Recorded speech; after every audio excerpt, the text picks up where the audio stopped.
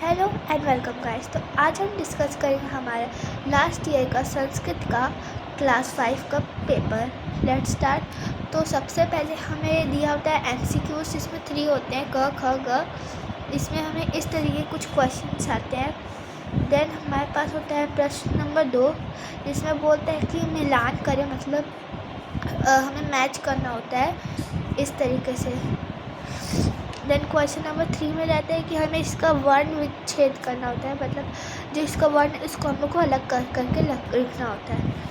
Then 4th हमारा था निम्नलिखित वर्ण संयोग कीजिए। अब हमें इन सारे वर्ण को संयोग मतलब एक साथ मिला के लिखना होता है। देन हमें क्वेश्चन नंबर 5 में चित्रों को देख के उनके नाम लिखने होते हैं।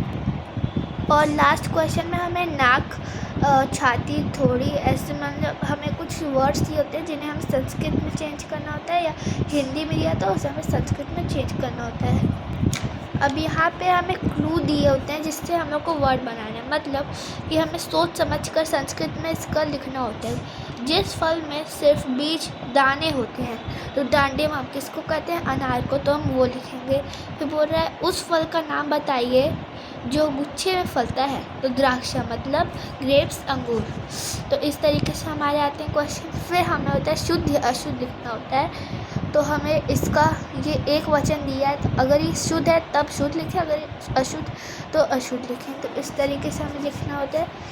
देन हमारे पास होता है किसी भी धातु का हमें लिखना होता है। इसको ऐसे दिया होता है, मतलब उसे हमें भरना होता है। देन हमें शब्द रूप दिया जाता है, उसको भी हमें भरना होता है। फिर हमें ट्रू और फॉल्स की तरह टिक एंड क्रॉस वाला मिलता है। उसके बाद हमें पहेली दी होती है, जिसमें से हम लोग को कोई भी, मतलब जैसे नपुंसक लिंग, द्विवचन, इसमें से हम लोग को शब्द छांटने हैं।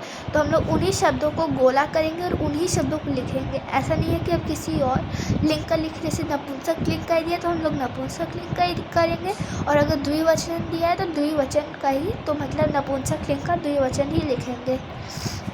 फिर हमारे पास आता है कि जैसे हम लोग ने हिंदी से संस्कृत में लिखा था, मतलब संस्कृत से हिंदी में लिखा था, अब हम लोग को हिंदी से संस्कृत में लिखना है। अनेक मोर का मयूरा, 2 चिड़िया का मूषिका, और अमरूद का अमृत फलम। इस तरीके से हमारा रहता है। एंड लास्ट में हमें रहता है कि निम्नलिखित संस्कृत वाक्यों को हिंदी में लिखिए, मतलब ये जो वाक्य है संस्कृत में उसे हमें हिंदी में लिखना होता है। तो इस तरीके से हमारा पूरा क्वेश्चन पेपर होता है।